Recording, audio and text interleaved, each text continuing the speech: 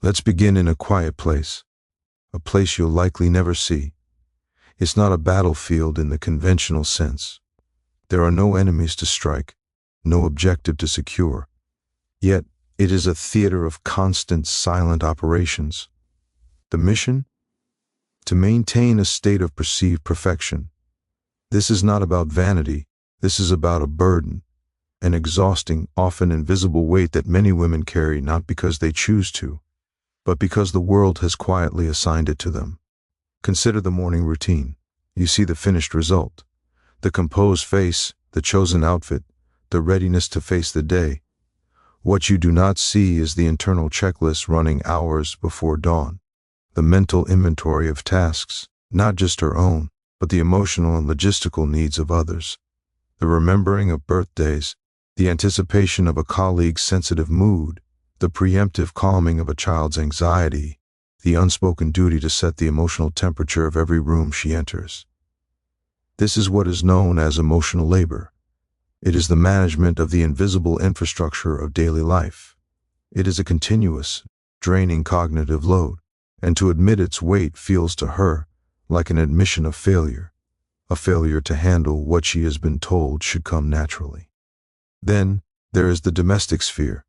Observe a shared living space. You may see cleanliness, order, a running household.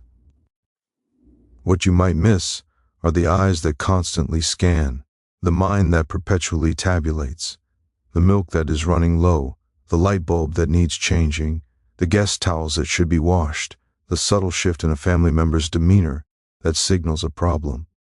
She is the silent system administrator, and the system must never go down. To point out this constant vigilance, to ask for it to be shared, can feel like nagging.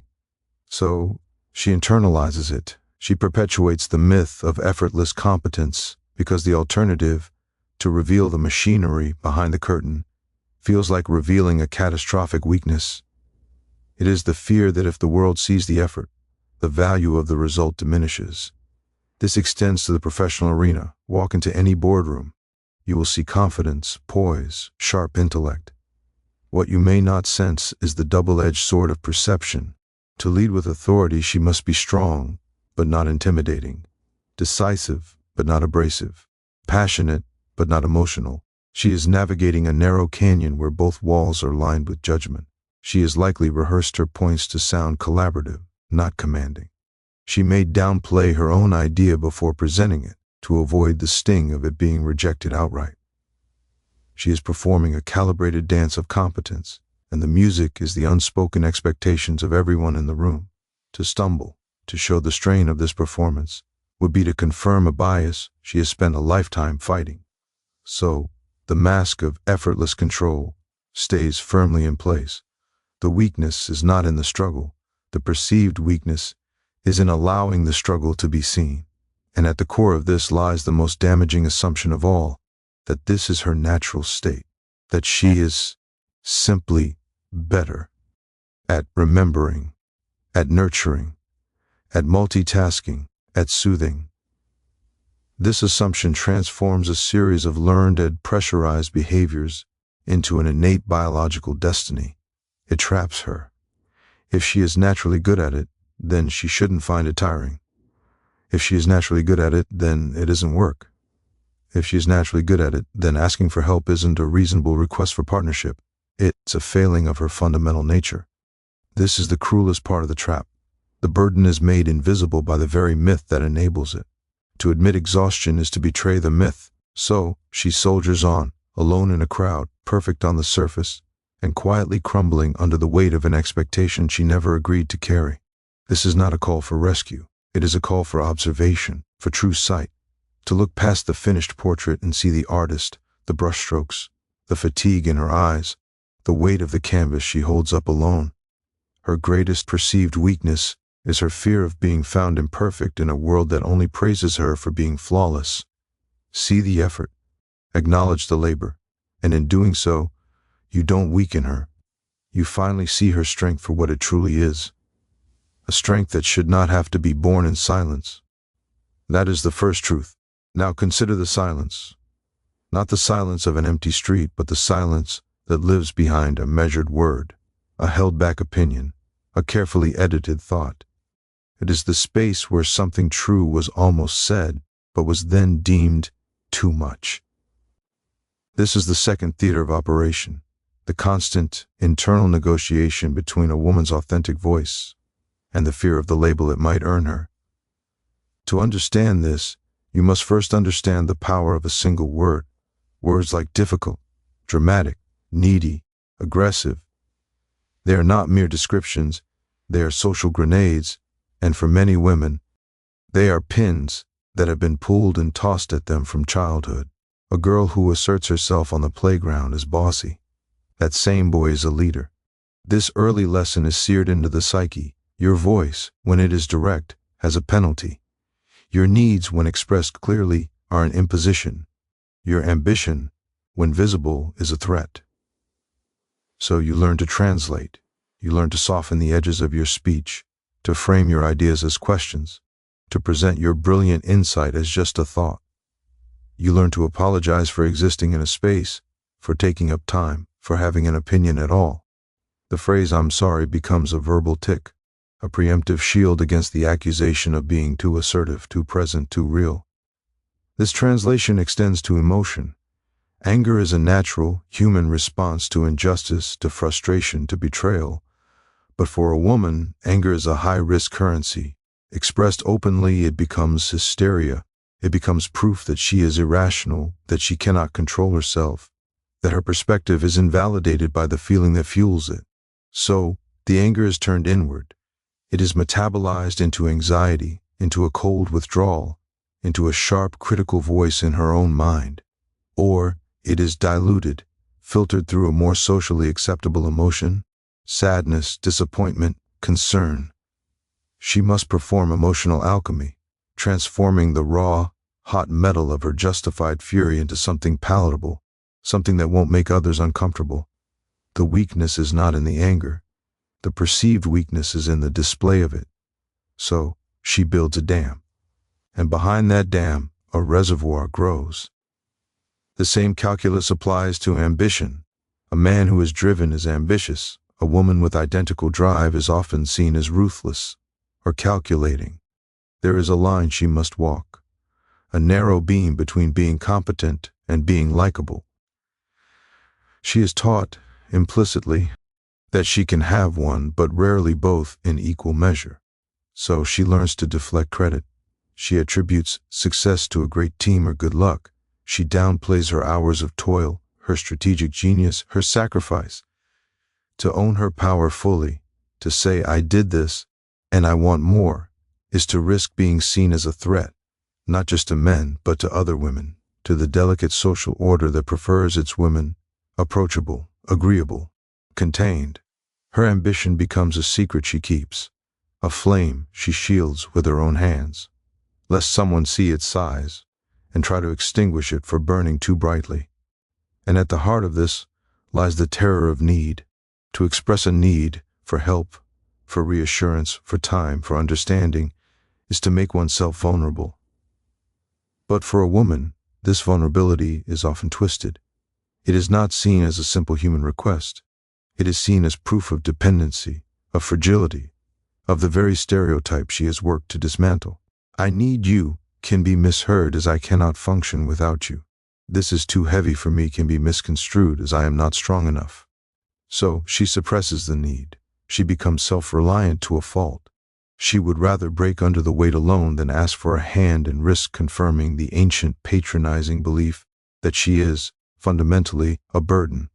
The most tragic part of this is the isolation it creates.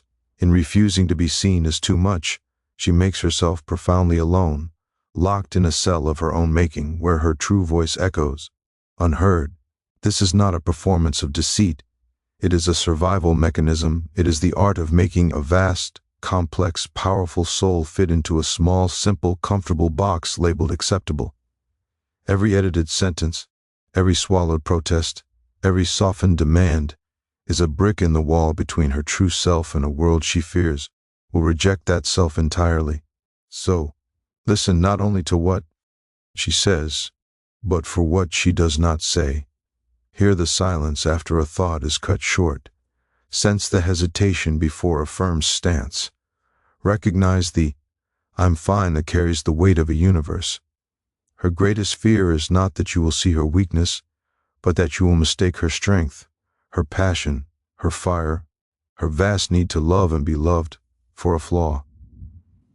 Do not punish the storm for its power. Learn to stand in the rain, and understand that the deluge is not an attack. It is simply the truth, finally breaking through the dam. We have spoken of burdens carried in silence, and of voices carefully moderated. Now we must examine the cornerstone of this entire structure, the fortress of self-reliance.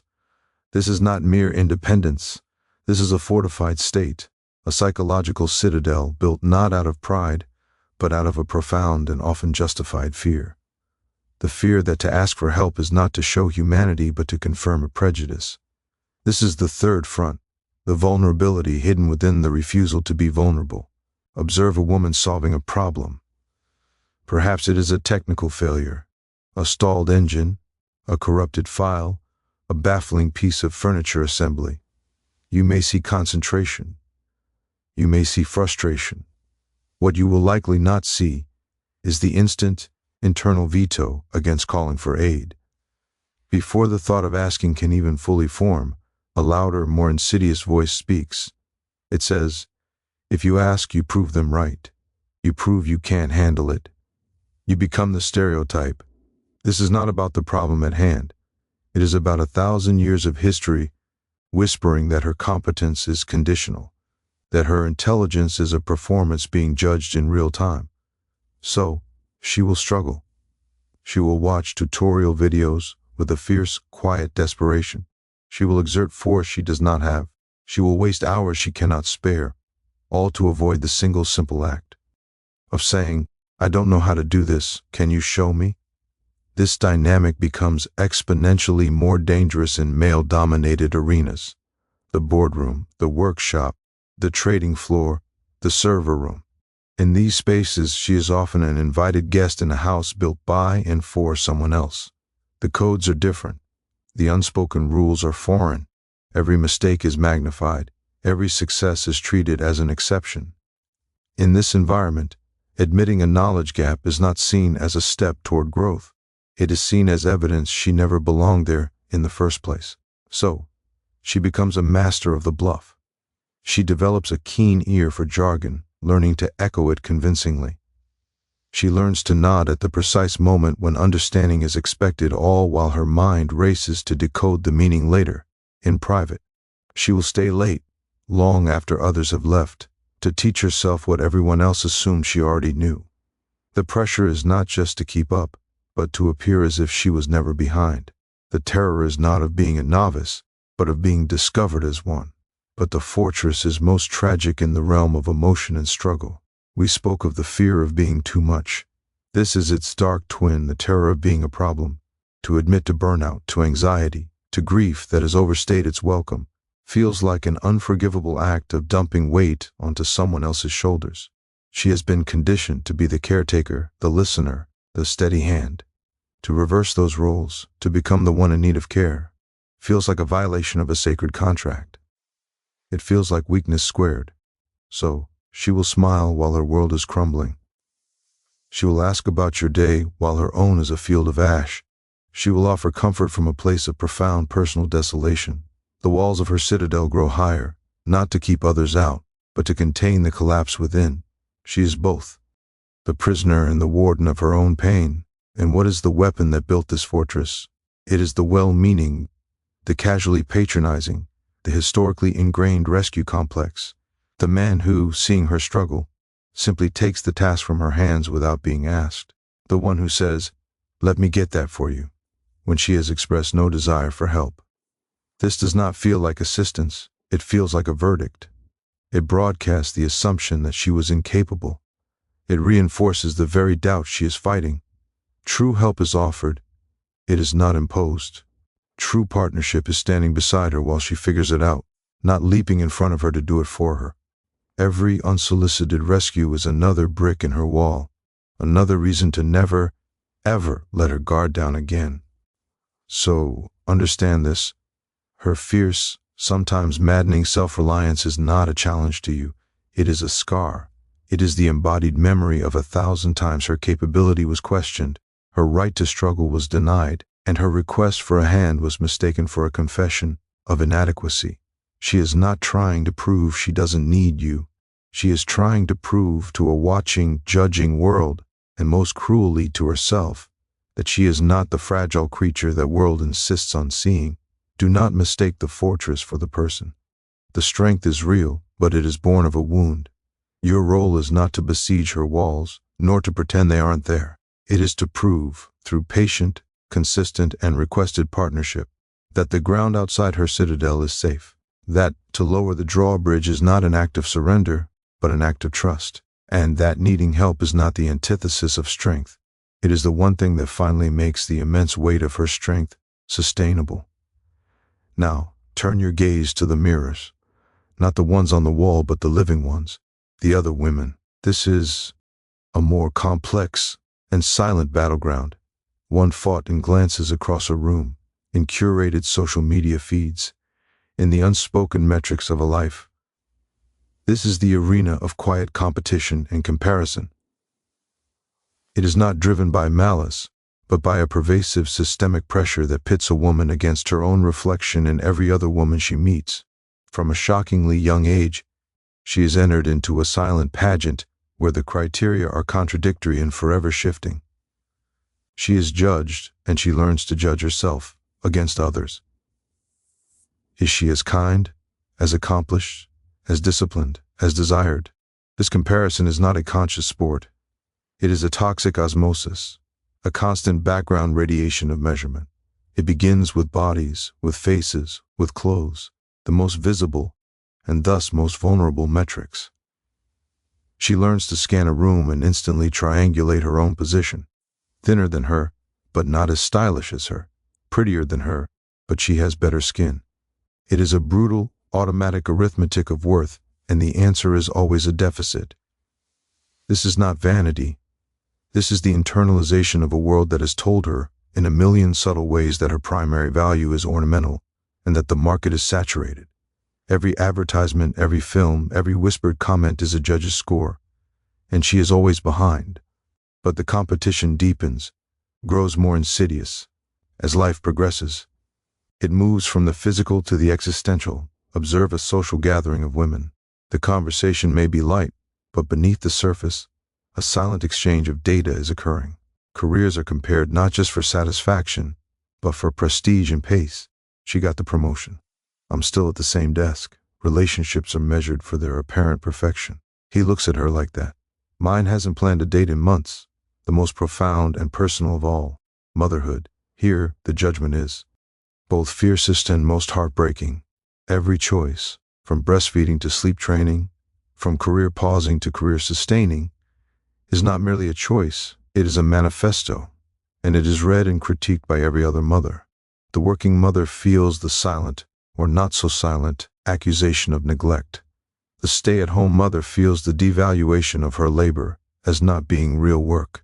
They judge each other, and in judging they fracture their own potential alliance, because to validate another's path feels like an invalidation of their own painful choices. This is not sisterhood broken by cattiness. It is sisterhood sabotaged by a system that created scarcity where none should exist. Scarcity of validation, of rightness, of grace. This competition is weaponized by the world at large. It is the catfight narrative sold by gossip magazines. It is the corporate structure that promotes only one woman to the executive board, creating a token and forcing all others to see each other as obstacles. It is the social doctrine that teaches women to see another woman's beauty as the subtraction from their own, another woman's success as a lost opportunity for themselves. They are set on individual islands in a vast sea, taught to view each other not as potential allies in the same storm, but as rival claimants to the same tiny, solitary patch of dry land. And the result of this silent war is not victory. It is profound isolation. It is the smile that doesn't reach the eyes when complimenting a friend's good fortune. It is the hesitation to share a genuine triumph, for fear of inspiring resentment rather than joy. It is the inability to ask for support from the very people who might understand her struggle best, because to reveal a crack in her armor is to show weakness to a potential competitor. She becomes lonely in a crowd of mirrors, each reflecting back, not a companion, a benchmark she has failed to meet. Her success is muted by the fear of being envied. Her failure is compounded by the shame of being seen. This, then, is the hidden weakness, the internalized scarcity model that tells her another woman's light dims her own. It is a lie, a strategic lie that keeps her divided, that keeps her from pooling resources, from sharing strategies, from building the collective power that could dismantle the very systems that pressure her.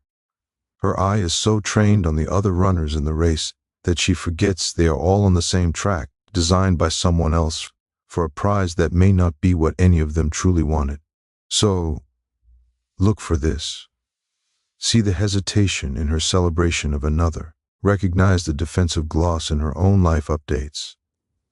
Understand that what may seem like coldness or judgment is often just the scar tissue from a lifetime of being graded on a curve. The antidote is not to ignore other women. It is to see them anew, not as mirrors, but as windows into different versions of a shared struggle. The goal is not to win a competition that was rigged from the start, but to dismantle the arena together. Her strength is not in outrunning every other woman. It is in finally stopping, turning to the woman beside her, and realizing they have both been running the same exhausting race, and that the only way to break the finish line is to break it, hand in hand. Let us move from the arena of comparison to the most fundamental and exhausting calculation of all. It is not a decision made in a moment of crisis, but a constant, low-frequency hum in the background of existence, a negotiation, not for salary or terms, but for something far more basic, the right to occupy space as one's authentic self, weighed against the imperative of simple safety. This is the fifth reality, the perpetual trade between authenticity and survival. OB. Serve a woman walking down a street at night. You may see a brisk pace, keys threaded between fingers, a posture of alertness. What you do not see is the internal map she is consulting. Is the street well lit? Are there groups of men ahead? What is her exit route? Her expression is neutral, not inviting, not challenging. This is not paranoia. This is the accumulated data of a lifetime. It is the memory of a shouted comment from a passing car at age 14. It is the uncomfortable grip of a hand that held on too long at a party. It is the story every other woman knows. So she modulates. She makes her face a placid lake to avoid attracting the storm. But this calculus extends far beyond dark streets. It invades the sunlight of everyday life.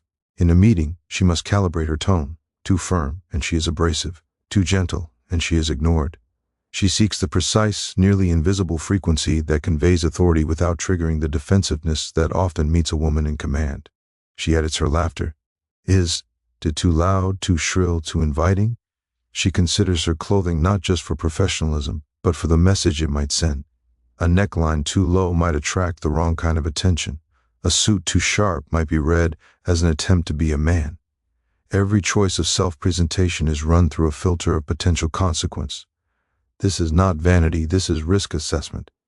She is forever balancing the desire to express who she is with the need to control how that expression is received, interpreted, and, too often, weaponized. This negotiation becomes most corrosive in social and romantic interactions. Watch her at a gathering. The authentic self might be witty, sarcastic, deeply opinionated, sexually confident. But to unleash that self carries risk. Will her humor be seen as flirting? Will her strong opinion make her a debate partner for a man who wants to conquer rather than converse? Will her confidence be read as availability?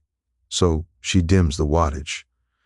She lets the man explain something she already knows because to correct him might bruise an ego that could turn dangerous. She laughs at a joke that isn't funny. She swallows a retort. She performs a version of agreeability that feels like a soft prison. Each of these tiny concessions is a brick in a wall between her true self and the world, a wall built not to keep people out, but to keep a part of herself safe inside, where it cannot be attacked, mocked, or violated. And this, perhaps, is the most profound hidden weakness, the slow erosion of the self. When you are constantly editing, moderating, and performing, you can lose the thread of who you are when no one is watching.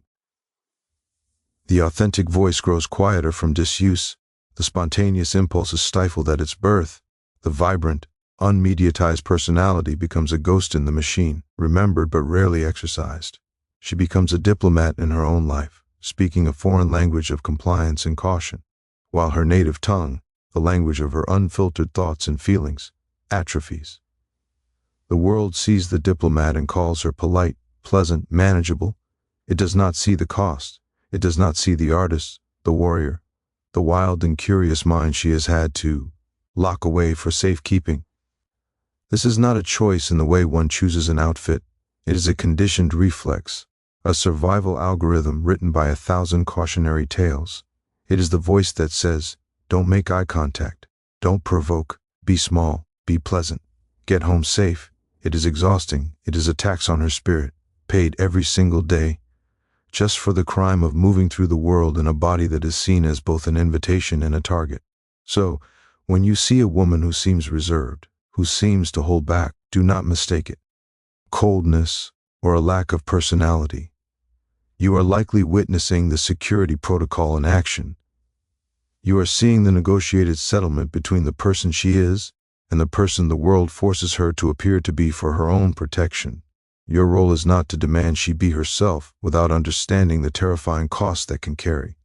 Your role is to be the safe space, to be the man whose reaction proves the algorithm wrong, to be the one with whom the security protocol can be lowered, brick by brick, not because she is weak, but because you have proven, through unwavering respect and consistent safety, that with you, she is finally strong enough to be weak.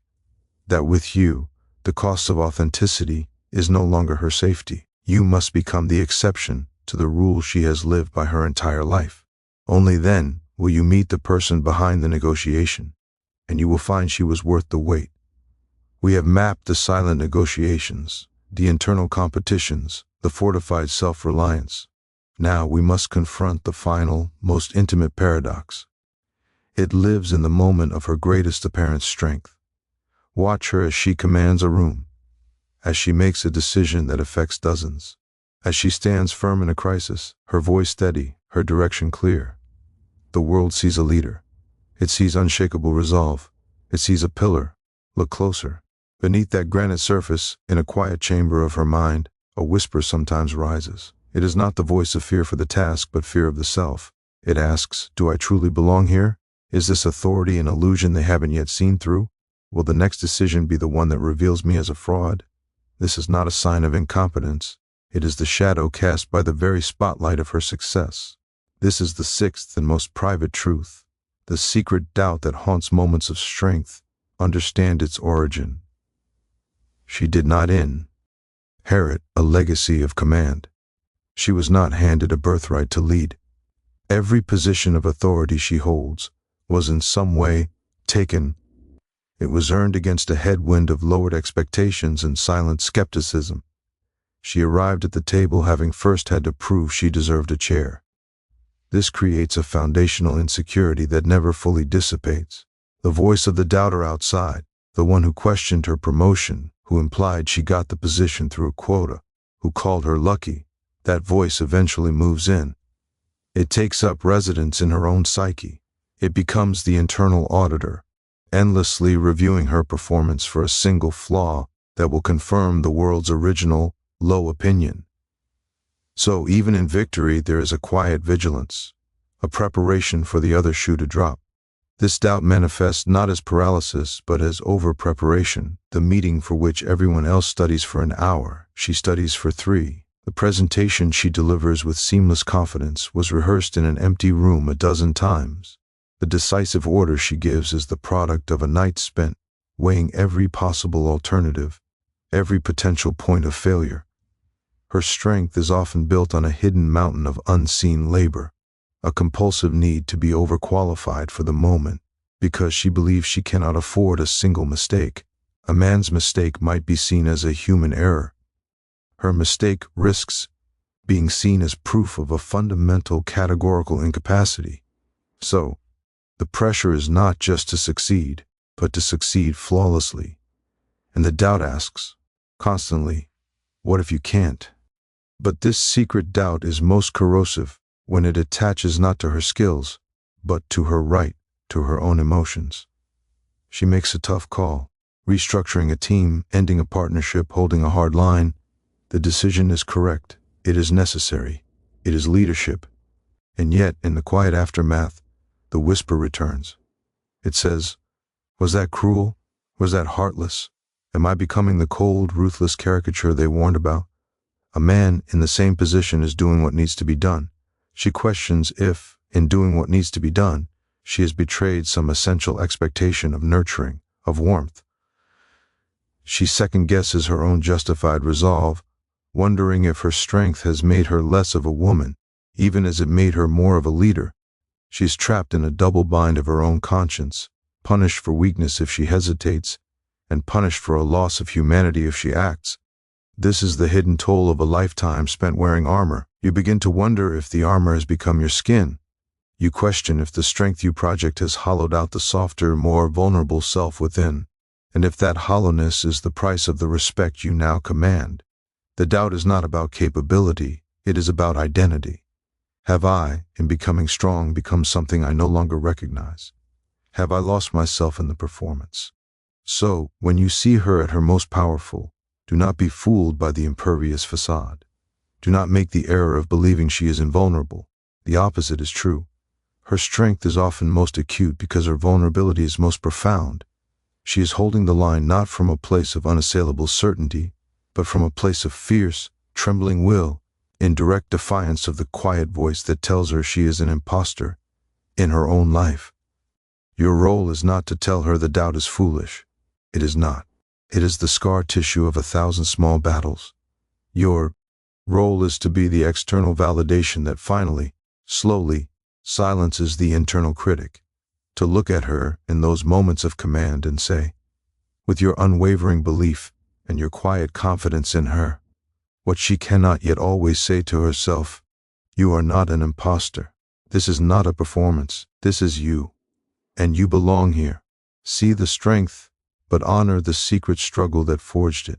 For the greatest courage is not the absence of doubt, but the decision to lead, to decide, to stand firm, even while hearing its whisper. And in acknowledging that whisper, you do not weaken her authority. You finally see the full human cost of its power, and you make it safe for her to lay down the armor if only for a moment, in the presence of someone who knows that the woman and the warrior are, and always have been, one and the same.